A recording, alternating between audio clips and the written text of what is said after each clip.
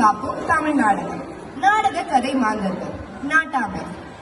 துணையால் 1, துணையால் 2, விவசாயி, விவசாயியின் மகள், பொதுமக்கள். விவசாயம் அழிந்து விட்டால் உண்ண கூட வழி இல்லை. விவசாயம் அழிந்து விட்டால் வருந்திப்பின் பயனில்லை. கருமேகங்கள் காணவில்லை, காலணிகள் பேணவில்லை. நாளை வரும் பசி தீர்க்க நாகரிகம் உதவவில்லை. சில்லறைகளை தின்ன முடியாது, பசிக்காதது போல நடிக்க முடியாது என்று கூறி விவசாயத்தை காத்திட நம் மாணவர்களை வரவேற்போம்.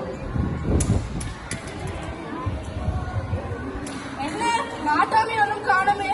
இவர்கிட்ட ஒரு கெட்ட பழக்கமே பாட்டு போட்டாதான் வர்றாரு. பாட்டை போடுவோம்.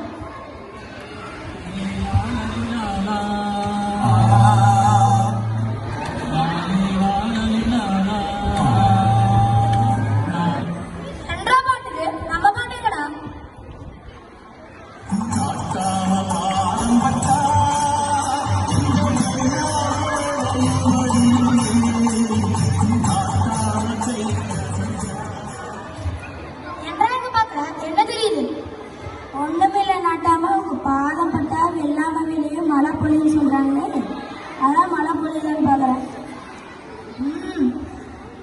எங்கிட்டயும் பூசிக்கல எனக்கு போனோட ஓலை வச்சு காய போட்டுருங்க, பாத்துக்கோ. மன்னிச்சிடுங்க நாட்டாம. ஐயா, ஊருக்கே நீதி சொல்றீங்க நீங்களே எல்லாம் ஆளுனா வராமலையா என்ன வேட்டி சட்டை போட்டுட்டு இருக்கீங்க? இது உனக்கு மட்டும் இல்லடா, நம்ம ஊரோட பழக்க வழக்கம் பாரம்பரியம் வளர்த்துக்கிற எல்லா பசங்களுக்கும் நான் சொல்றேன்டா, கேள். சொல்லுங்க ஐயா. தமிழரோட பாரம்பரியம் கலாச்சாரோட வேட்டி தான். இங்க பாருங்க, நம்மளோட பாட்டை பூட்டை எல்லாம் நம்ம சொல்லி கொடுத்துருக்கோம். அது மட்டும் இல்ல, நம்ம நெசவாளரோட வாழ்வாதாரம், நாட்டோட பெருமை எல்லாம் நம்மளோட வேட்டி சேலை தான். மகாத்மா காந்தி எல்லாருக்கும் பிடிக்கும், ஆனா அவருக்கே பிடிச்சிருக்க வேட்டி தான். ஓ, வேட்டியில் இவ்வளவு விஷயம் இருக்குதாங்க ஐயா, தெரியாம கேட்டுருங்க. இதே கேட்ட மாட்டேன் ஐயா. சரி, பஞ்சாயத்து பண்ண நான் வந்துட்டேன். இங்க இருந்து ஆலமரம் எங்கடா போச்சு? ஆமா, இவர் பெரிய நாட்டாம விஜயகுமார். ஆலமரம் என்பதை திருப்பி சொல்லுவாரு. ஒண்ணுமே இல்லை ஐயா. போன வாரம் அவங்க தலைமையில காக்க வச்சு பண்ணதால நீங்க தானே ஐயா மரத்தை அப்படி சொன்னீங்க. நாங்க ஒப்புறாட எவ்வளவு பிடித்து போட்டேன். ஒரு காக்கா ஏற்ற போட்டதுக்காக அவர் மரத்தை விட சொல்லுங்க. ஏதாச்சும் பண்ணியே ஆகணுமே.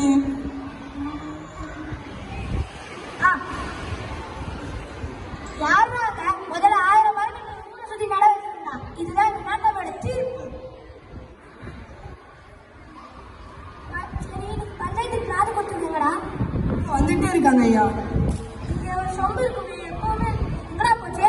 ஐயா, சொம்பு ரொம்ப அடி வாங்கிட்டதால இந்த பஞ்சாயத்துல வைக்கல ஐயா. என்றா சொல்ற? வேண்டாம் ஐயா, சொன்னா அடிக்குதா ஐயா? அடிக்க மாட்டேன், சொல்றா. அது வேண்டாம் ஐயா. சொல்ல போறீங்களா ஐயா? போன வாரம் நீங்க பண்ண சமையல் நல்லா இல்லைன்னு பண்ணையாரமா உங்க மண்டையிலே ஓங்கி அடிச்சது மறந்துட்டீங்களா? ஐயோ, அது ஏன்டா இவ்வளவு சத்தமா சொல்றேன்? உன்னை முதல்ல எங்கிட்ட இல்ல, இந்த ஊரை விட்டு தள்ளி வைக்கணும்டா. மன்னிச்சிடுங்க நாட்டாம. இவர்கள் தான் பிராதி கொடுத்தவர்கள் ஐயா. வணக்கம் ஐயா. நீங்க தானே இன்னைக்கு பிராதி கொடுக்க வந்திருக்கீங்க. யார் மேல உங்க பிராது? என் மகன் மேல்தான் ஐயா. என்ன சொல்ற? உன் மாவ மேலையா? அப்படி என்ன தப்பு பண்ணி போட்டா? என் பாட்டன் முப்பாட்டன் விவசாயம் செஞ்ச நிலத்தை ரியல் எஸ்டேட் என்கிற பெயரில் கூறு போட்டு விற்கி பார்க்கிறான் ஐயா. இது நமக்கு சரிப்பட்டு வராது, வெட்டி விடுங்கள்.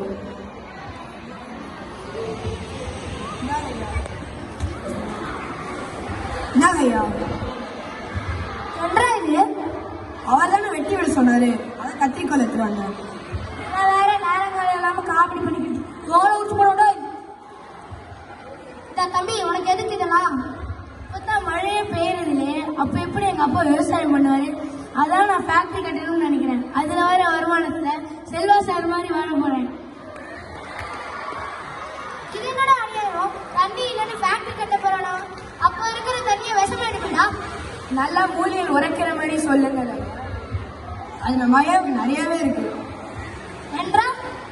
ஒன்றுமே இல்லைங்க ஐயா, ஒன்றுமே இல்லை. யாருறாங்க? முதல்ல எல்லாருக்கும் காஃபி தண்ணி கொடுங்க.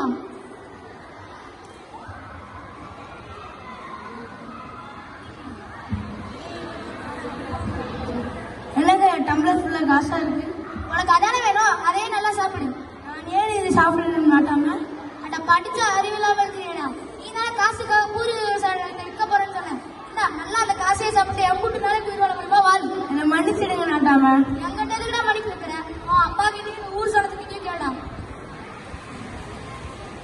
மக்களை என்ன மன்னிச்சிடுங்க, நாங்க வாழ நிலத்தை இனிமே அழிக்க மாட்டோம். இப்ப விவசாயம் பண்ண கிளம்பிட்டேன். உங்க எல்லாருக்கும் ஒண்ணு சொல்லிக்கிறேன், பெத்த தாயை காப்பாத்துறதோ நம்ம மண்ணை காப்பாத்துறதோ ஒண்ணுதான். நம்ம நாட்டை காப்பாத்தினா நம்ம விவசாயத்தை காப்பாத்துறதுக்கு சமமாகும். அடுத்த தலைமுறைக்கு முடிஞ்சா நல்லது சொல்லி கொடுக்கலாம்.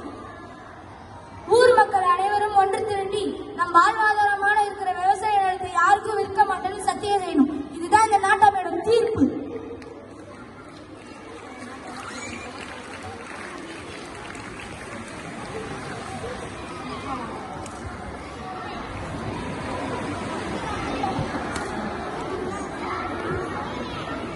விவசாயி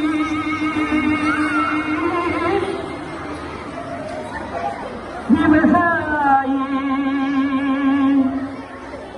கடவுள் என்னும் முதலாளி கண்டெடுத்த தொழிலாளி விவசாயி விவசாயி கடவுள் என்னும் முதலாளி கண்டெடுத்த தொழிலாளி விவசாயி